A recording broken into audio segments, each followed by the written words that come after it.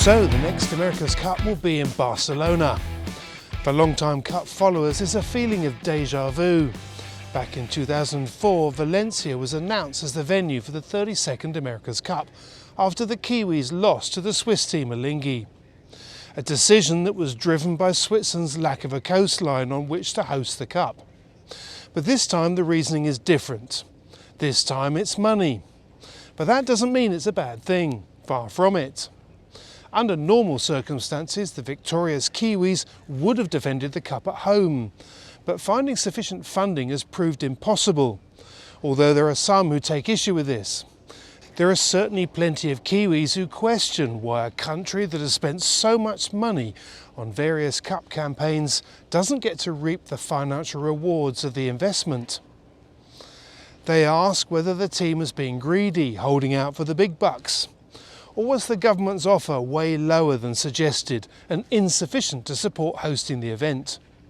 They ask why there was so little financial support from their domestic sponsors. None of these are easy to answer, and there's been plenty of debate, speculation and arguments.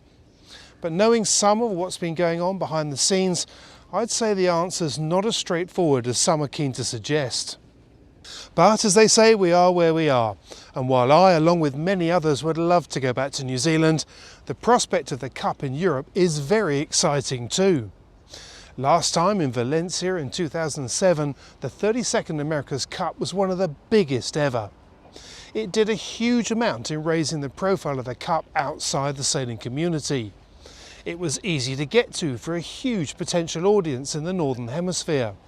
It brought in big sums of money from sponsors and commercial partnerships. It even delivered a profit share for the teams. And it drew in hundreds of thousands of visitors. I worked at it for 3 years throughout the build-up and during the Cup itself, and it was an amazing event. Back then, the main concern was the weather, and for many it will be again. The Mediterranean coastline is not renowned for consistent wind. And yet in 2007 the sea breezes were sufficient to power yachts that were 25 tons each. For this Cup they're just 7. Today 10 knots of breeze can deliver boat speeds of 30 knots plus. Foiling happens at just 6 knots.